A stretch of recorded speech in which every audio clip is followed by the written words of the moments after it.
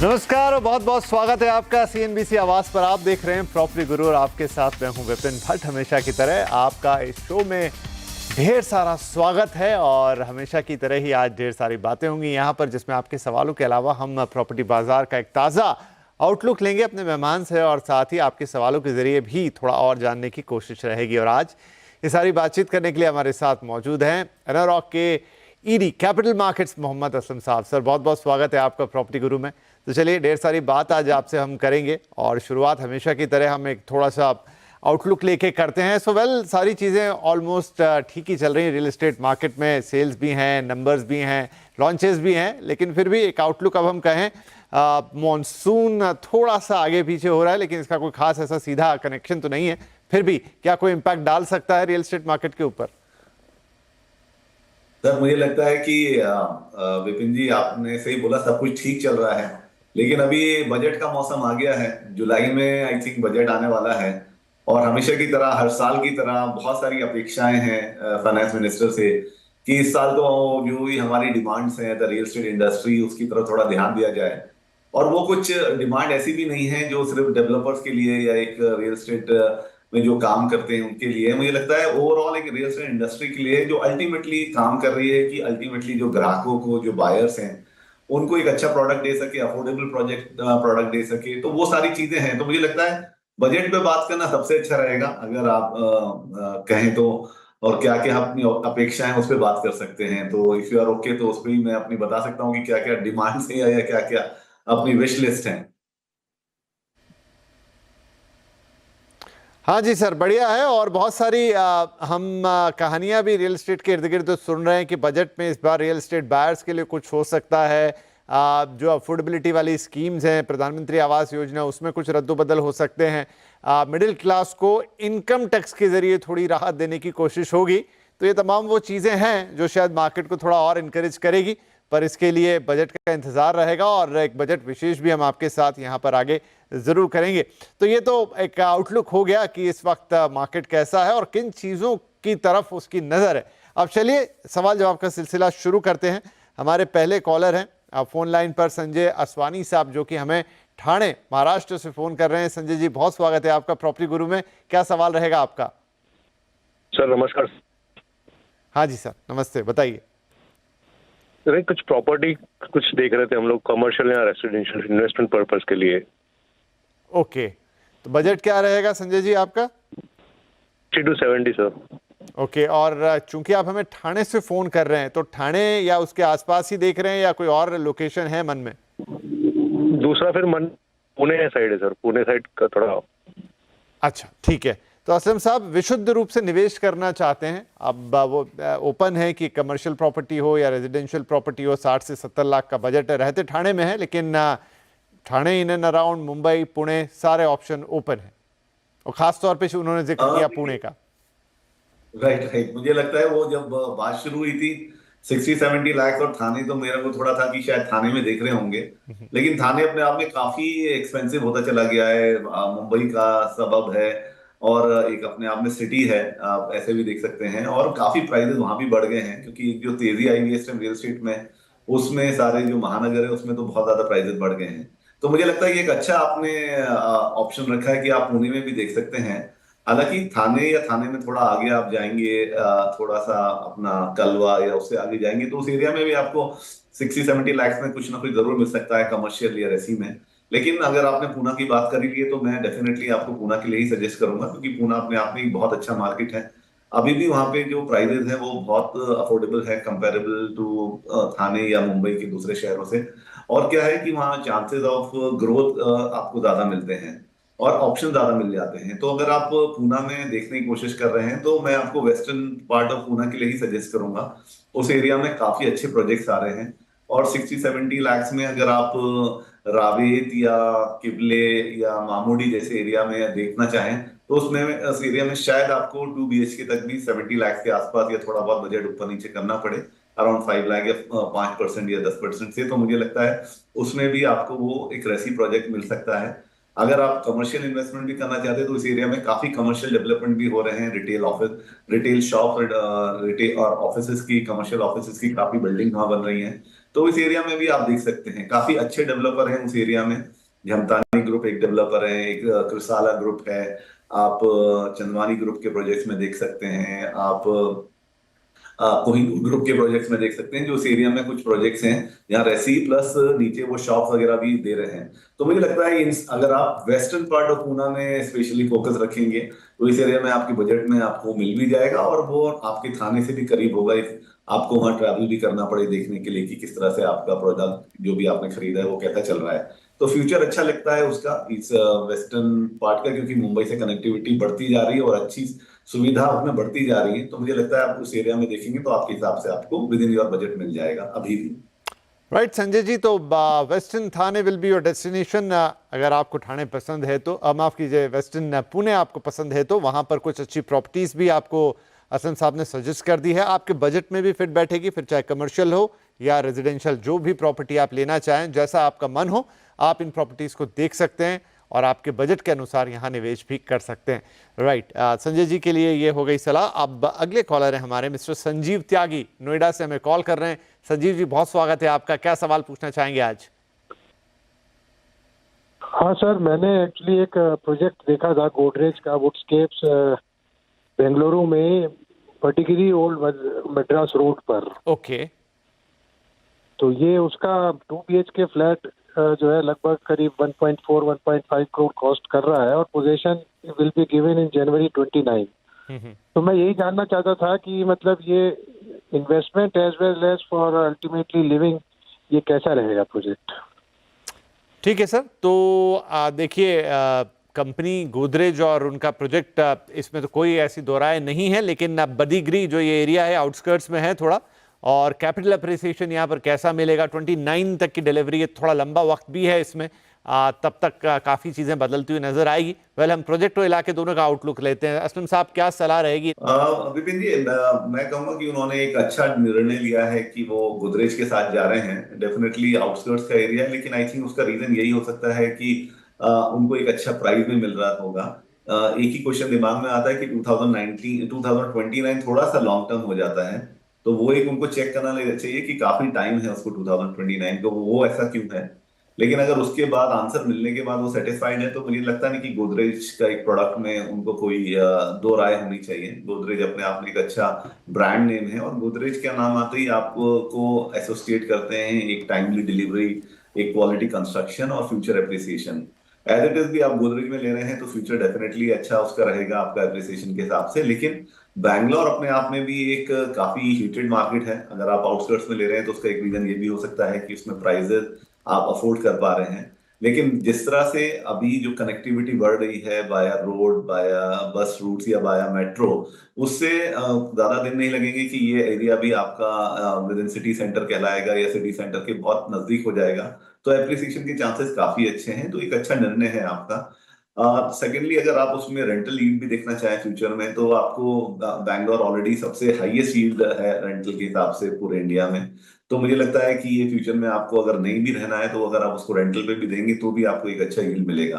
तो ओवरऑल मुझे लगता है ये अच्छा डिसीजन है गोदरेज का प्रोडक्ट होने के साथ साथ और एक अच्छी लोकेशन होने के साथ साथ आप डेफिनेटली इसमें आगे बढ़ सकते हैं। संजीव जी, आपके लिए क्या गो अहेड है कि बड़ीगिरी ये जो इलाका है इसमें आप आगे बढ़ सकते हैं? गोदरेज एक अच्छा डेवलपर है और नो डाउट कि उनका प्रोडक्ट क्वालिटी अच्छा होता है, एवरीथिंग इज राइट, बस जस्ट कि ये सवाल मेरे भी मन में आया और असलम साहब के भी मन में आया कि 2029 इज क्वाइट फार अवे, क्यों इतना लंबा पीरियड है?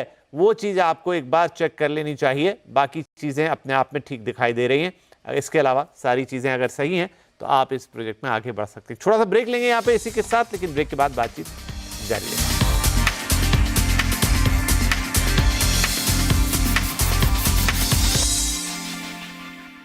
Ever wondered why this long metro line was built? It's just so Papa can reach home early to have his kids jump into his arms with joy. At Ultratech, India's #1 cement, we believe as India builds, India grows.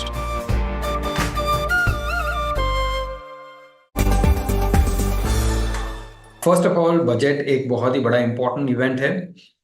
ये set करेगा कि direction की अगले 5 साल in terms of the economic policies कैसी रहेगी। PSUs की बात करें तो हम काफी टाइम से मेंटेन कर रहे हैं कि हम डिफरेंशिएट करेंगे दो तरीके से। वन, कि जो स्ट्रक्चरल रिफॉर्म्स ओरिएंटेड पीएसयूज है, या दूसरी तरफ जो सिक्लिकैलिटी ड्रिवन काइंड ऑफ पीएसयू में जो रैली हुई है। हम फोकस करेंगे स्ट्रक्चरल रिफॉर्म्स के के साइड में। हमें ये एक सेक्टर टर्न अराउंड सेक्टर लगता है जहाँ पे हमें एक कंफर्ट है वैल्यूएशंस का। सेकेंड, हमें लगता है कि बिजनेस मोमेंटम और बिजनेस में बॉटमिंग आउट दिख रही है। अगर हम कमेंट्री भी देखते हैं, काफी मैनेजमेंट की मीटिंग्स में भी देखते हैं, तो एक क्लियर इंडिकेशन है कि एटलीस्ट बिजनेस बॉटम आउट हो चुके हैं, और यहाँ से कितनी देर पे रिकवरी होगी वो देखना पड़ेगा।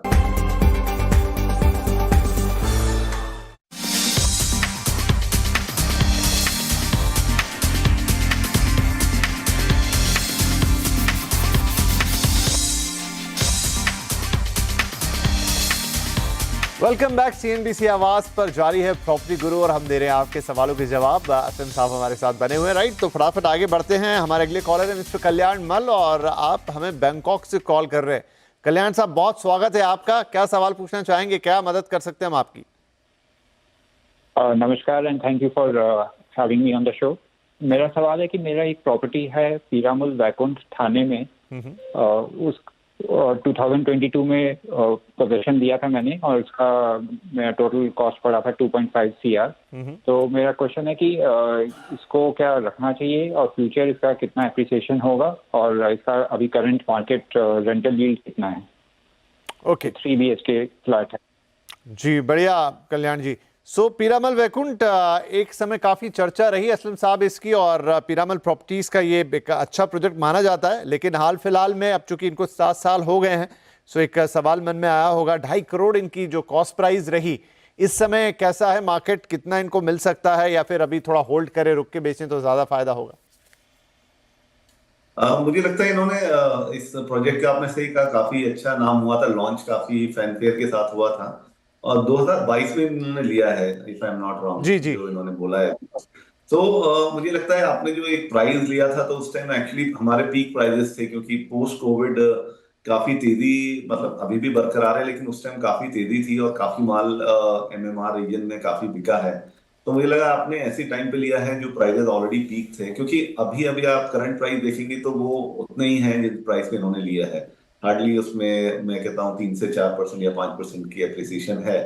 तो वैसे भी मुझे लगता है उसमें कोई गलत नहीं है, क्योंकि हम हमेशा से बात करते हैं कि होराइजन रियल एस्टेट में आपका कम से कम 7 साल तो मिनिमम होना चाहिए to get you a good return. तो मुझे लगता है अगर आप थोड़ा पेशेंस रखेंगे, क्योंकि 2 ही साल हुए हैं, आपको डेफिनेटली होल्ड करना चाहिए। प्रोजेक्ट काफी अच्छा है, थाने अपने आप में काफी बूमिंग है, अभी थोड़ी देर पहले हमने उस पर बात की है।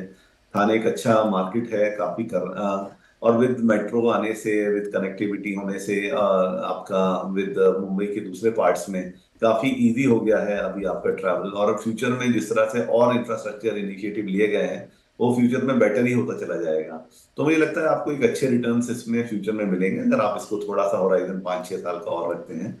सेकेंडली आपका रेंटल यील्ड में भी मैं ये कहूंगा कि वो ऑल डिपेंड करता है कि आपका आप उसको एक फर्निश्ड हाउस दे रहे हैं या आप उसको एक unfurnished as and where basis पे दे रहे हैं, क्योंकि रील भी काफी अच्छे चल रहे हैं मुंबई में अभी। तो मुझे लगता है 50,000 to 75,000 आपको डेफिनेटली मिलना चाहिए। तो मुझे लगता है अगर आप उसको रेंट पे भी देंगे तो आपके रिटर्न अभी से आने शुरू होंगे, और इस प्रोजेक्ट की डिमांड तो है ही, तो मुझे नहीं लगता कि इसमें कोई इशू होना चाहिए। राइट, तो कल्याण जी सब कुछ ठीक है, थोड़ा और रखिए अपने पास इस प्रोजेक्ट को। One of the best project ये ठाणे में कहा जा सकता है, और इसकी डिमांड भी अच्छी है। बाकी प्रोस्पेक्ट आपको असलम जी ने बताएं, तो आप अगर इसे थोड़ा होल्ड करते हैं और, तो फिर आपको और बेहतर रिटर्न की यहाँ से उम्मीद हो सकती है। चलिए, ये कल्याण जी के लिए जवाब हो गया। और हमारे पास अब एक ईमेल है जो हमें अमन साहब ने भेजा है। ये पूछना चाहते हैं कि इन्होंने एक प्रोजेक्ट गोदरेज जर्डीनिया, और ये है रिसेंटली लॉन्च प्रोजेक्ट नोएडा के अंदर। इसका जो करंट रेट है ऑल इंक्लूसिव वो है 16,500 रुपये पर स्क्वायर फीट। सवाल इनका ये है कि ये अगर इसमें जाते हैं तो 1-2 साल में कितने एप्रिसिएशन की उम्मीद कर सकते हैं? तो असलम साहब, गोदरेज जर्डीनिया, हालांकि अब जो कह रहे हैं कि ये न्यूली लॉन्च्ड है, तो फिर ये 2 साल में तो नहीं मिलेगा, लेकिन ठीक है, इनका जो एक्सपेक्टेशन है वो यही कि 2 साल के हिसाब से कितना उसमें अप्रिसिएशन उम्मीद करें। फोन लाइन पे तो नहीं है, नहीं तो और डिटेल पूछते। पोजीशन इसका होना है 2028 में, तो क्या सलाह रहेगी इनके लिए? वही है, अभी हमने बात की सर, 2 साल में तो आपका जो आपने इन्वेस्ट किया है, स्टैम्प ड्यूटी रेजिस्ट्रेशन जो आप करेंगे, आप लेने वाले हैं, तो वही चीजें आपकी थोड़ी बढ़ जाए तो अच्छा है। लेकिन अभी एनसीआर मार्केट काफी हीटेड अप है, काफी उसमें लॉन्चेस हो रहे हैं और काफी लोग बाय भी कर रहे हैं। एक लग्जरी अपार्टमेंट लेने की एक जो वेव आई हुई है एनसीआर या एमएमआर या मुंबई एरिया में, वो उसी का एक पार्ट है कि ये गोदरेज ये जो प्रोजेक्ट है, ये अपने आप एक यूरोपियन स्टाइल में एक्चुअली आ रहा है। तभी इसका प्राइस 16,000 है। आप देखिए, अभी हम कुछ साल पहले कुछ और ही बात करते थे नोएडा की, लेकिन 16,000 पे भी आज की डेट में आई एम वेरी श्योर कि इसके लिए काफी डिमांड रहेगी और बुकिंग भी काफी अच्छी होंगी इस प्रोजेक्ट की, क्योंकि प्रोजेक्ट उन्होंने काफी अच्छी तरह प्लान किया है। यूरोपियन स्टाइल में है, आपके 2 टाइप के स्विमिंग पूल हैं, एक आपका टेम्परेचर कंट्रोल स्विमिंग पूल है जो आपका इंटीरियर या वो इंटीरियर स्विमिंग पूल है, आई am not getting the right word, और एक आपका एक्सटीरियर है, इन्फिनिटी काइंड का पूल है। तो वही आप उसे समझ लीजिए कि बाकी उन्होंने क्या क्या बनाया होगा। तो लाइक काफी उसमें ऐसी एमिनिटीज उन्होंने दी हैं कि जिससे कि वो काफी अपने आप में एक यूनिक प्रोजेक्ट हो जाता है एज अ नोएडा एरिया का। तो डेफिनेटली प्राइसिंग भी उसी हिसाब से है। तो मेरा सिर्फ आपसे ये कहना है कि आपने अगर इरादा कर लिया तो ये एक अच्छा प्रोजेक्ट है बाय करने का, आप उसे अफोर्ड कर पा रहे हैं तो, और डेफिनेटली फ्यूचर अच्छा ही है इसका, क्योंकि इस तरह के प्रोजेक्ट का एक मार्केट बन जाता है और उसमें जो रीसेल्स होती हैं आगे चल के वो काफी अच्छी होती हैं। तो एक नॉर्मल प्रोजेक्ट से अलग एक डिफरेंट प्रोजेक्ट है और आप अफोर्ड कर पाते हैं 16,000 के हिसाब से, तो फ्यूचर अच्छा है। 2 साल का होराइजन बिल्कुल मत देखिए, अराउंड 7 ईयर्स तक तो एटलीस्ट आप उसे रखिए। 7 ईयर्स में definitely you will be happy कि आपने एक प्रोजेक्ट में इन्वेस्ट किया होगा। डेवलपर अपने आप में रिनाउंड है, प्रोजेक्ट बहुत अच्छी तरह प्लान करा हुआ है और लोकेशन डेफिनेटली अभी काफी हॉट है और फ्यूचर में भी इसके प्रोस्पेक्ट काफी ब्राइट हैं। तो मुझे लगता है कि एक अच्छा प्रोजेक्ट है, बट होराइजन आपका ज्यादा होना चाहिए। 2 साल में आप अगर एप्रिसिएशन का सोचेंगे तो दैट विल बी रॉन्ग, उसमें आपको कुछ दिखेगा नहीं। तो अमन साहब, सब कुछ ठीक है, बस अपना होराइजन थोड़ा प्रैक्टिकल कर लीजिए, बाकी सारी चीजें अपनी जगह पर एकदम ओके है। आप लेना चाहते हैं तो बिल्कुल आगे बढ़ें। इसके लिए एक छोटा सा ब्रेक यहाँ पर, ब्रेक के बाद कुछ और सवाल।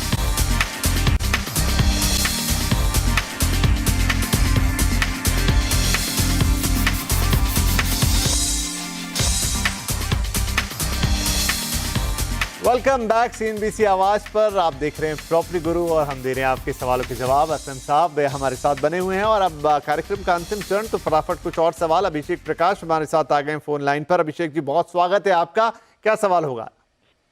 सर, मेरा एक सवाल था कि मैंने नवी मुंबई रोड पाली नियर पनवेल में एक घर लिया था 2017 में 2 BHK जी।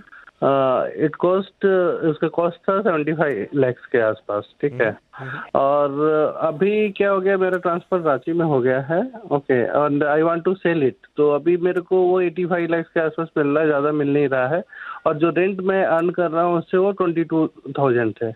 और मैं जो EMI पे कर रहा हूँ इट इज़ 55,000। ओके, तो मेरे को क्या सजेशन चाहिए, क्या करना चाहिए, कैसे करना चाहिए, whether we have to hold it as of now या फिर क्या करना चाहिए? ठीक है, अच्छा सवाल है आपका, क्योंकि कई लोग इस तरह की कैच 22 सिचुएशन में फंस जाते हैं। सो असलम साहब, 75 लाख की प्रॉपर्टी है, EMI करीब 57,000 या उससे ऊपर थोड़ी बहुत आ रही है इनकी, और 22,000 के आसपास किराया आ रहा है। अब फिलहाल ये रह नहीं पा रहे हैं इसमें, रांची ट्रांसफर हो गए। दुविधा है कि क्या इसको बेच दें, क्या करें, क्योंकि जितनी कॉस्ट प्राइस है उससे 10 लाख ही अभी ऊपर मिल रहा है बस। अब देखिए, रोड पाली या नवी मुंबई के दूसरे एरियाज के बारे में मेरा काफी पॉजिटिव व्यू है, और उसका रीजन यही है कि आई थिंक जिन्होंने भी लिया है, जैसे आपने 2017 में लिया है, आपको ऑलरेडी 7 साल हो गए हैं, थोड़ा सा 10 लाख का एप्रिसिएशन थोड़ा मुझे लग रहा है कि इससे ज्यादा ही होना चाहिए था, बट आई थिंक डिपेंड करता है कि लोकेशन क्या होगा, डेवलपर ने क्या प्रोजेक्ट आपके लिए बनाया होगा।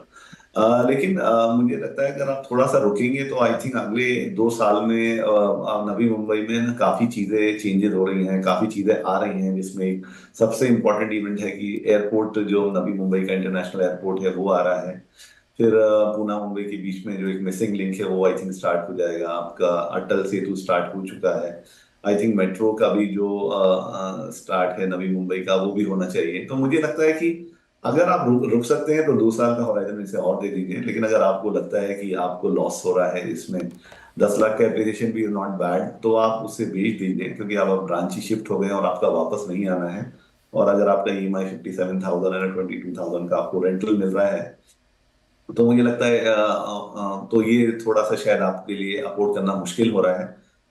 फिर भी मैं एक बार और बोलूंगा कि आप देखिए, अगर आप फिर भी मैनेज कर सकते हैं तो 1-2 साल और देखिए, तो शायद आपको बेटर रिटर्न मिल जाएंगे, जो आप आज की डेट में आपका जो एक EMI जा रहा है उसके रिटर्न के हिसाब से आप देखेंगे तो शायद आपको मिल जाए। लेकिन अगर आपको लगता है कि रांची से अब आपको वापस नहीं आना है, तो अभी रांची या ये बाकी जो सिटीज हैं इंडिया की, ये भी काफी अच्छा कर रही है रियल एस्टेट के मामले में, तो आप यहाँ से बेच के उधर इन्वेस्ट कर लीजिए। बिकॉज एक चीज और हमेशा मैं मानता हूँ कि आप रियल एस्टेट इन्वेस्टमेंट वहां कीजिए जहां आप खुद उसको मॉनिटर कर सकते हैं। तो अगर आपको लगता है कि आप इसको बेचना चाहते हैं, तो 10 लाख से भी अप्रिसिएशन अच्छा है, बेच के आप रांची में फिर अच्छी जगह में इसे इन्वेस्ट कर लीजिए। राइट, तो असलम साहब का यहाँ पर यही सलाह रहेगी कि देखिए दो ऑप्शन यहाँ पर आपके पास हो जाएंगे। अगर आप रुक सकते हैं तो रुकिए, कोई दिक्कत वाली बात नहीं है। लेकिन जिस तरह का है कि भाई आपने जो हिसाब किताब हमें भेजा, कितना किराया आ रहा है, कितनी EMI जा रही, फिर आप रांची चले गए, तमाम चीज़ों को आप कंसिडर करते हैं, तो फिर एक ऑप्शन ये भी है कि आप इससे निकल जाएं और रांची में भी एक प्रॉपर्टी बाय कर सकते हैं। आपने हमें अपनी दुविधा सॉल्व करने के लिए सवाल भेजा था, लेकिन हमने आपको 2 ऑप्शन देके शायद थोड़ा और दुविधा में डाला। लेकिन ये दोनों ही प्रैक्टिकल ऑप्शन है जो असलम साहब ने आपको दिए हैं, क्योंकि इसमें थोड़ी फाइन ट्यूनिंग तो आप ही को करनी पड़ेगी। आप डिसीजन लीजिए, कभी और वापस आने का मन है वो लिहाज से आप रख सकते हैं, होल्ड कर सकते हैं। अप्रिसिएशन ज़्यादा आना चाहिए था, अगर उतना नहीं है आगे बढ़ सकता है। लेकिन अगर आपको लगता है अब लौटना नहीं है, सब कुछ नहीं करना है, आप इतने झंझटों में और अपने आप को थोड़ा फाइनेंशियली फंसा हुआ पा रहे हैं, तो बेटर डिसीजन है इसको निकाल दीजिए। आपको कॉस्ट प्राइस से ऊपर मिल रहा है, आप रांची में एक घर ले सकते हो, बेटर है वहाँ EMI पे कीजिए और उसके अंदर रहिए। आई थिंक कि इससे आपकी समस्या का एक हद तक समाधान होता रहेगा। तो वक्त है इजाज़त लेने का। असलम सर, बहुत बहुत धन्यवाद, आपने वक्त निकाला, हमारे दर्शकों के सवालों के जवाब दिए और हमें ताज़ा प्रॉपर्टी आउटलुक बताया। आगे फिर आपसे मुलाकात ज़रूर होगी और बजट पे भी हम बात करेंगे। राइट, और सभी दर्शकों का भी बहुत बहुत शुक्रिया। हाँ, जाने से पहले मैं ज़रूर आपसे निवेदन करूँगा, pg@moneycontrol.com आपको याद है, बस अपने जो डिटेल्स आप हमें भेजते हैं फ़ोन नंबर ज़रूर लिख दीजिए, क्योंकि आप कुछ और जानकारी जब हमें लगती है तो आपका नंबर बड़ा इंपॉर्टेंट होता है, हम पूछ लेते हैं ताकि आपके सवालों का अच्छी तरह से जवाब दे पाएँ, और फिर आपको शो पे तो कॉल करना ही होता है। तो तमाम चीज़ें pg@moneycontrol.com, इस पर अपने सवाल भेजिए, निश्चिंत हो जाइए। प्रॉपर्टी से रिलेटेड कोई प्रॉब्लम है तो हम ज़रूर सॉल्व कर देंगे, बाकी के लिए आपको कुछ और देखना होगा। तो चलिए, इस हफ्ते के लिए इतना ही, अगले हफ्ते आपसे फिर मुलाकात करेंगे, तब तक के लिए।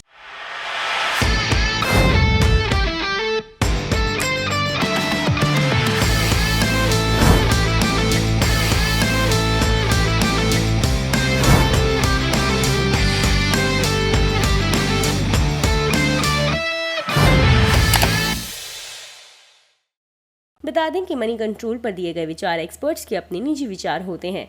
वेबसाइट या मैनेजमेंट इसके लिए उत्तरदायी नहीं है। यूजर्स को मनी कंट्रोल की सलाह है कि कोई भी निवेश निर्णय लेने से पहले सर्टिफाइड एक्सपर्ट की सलाह लें।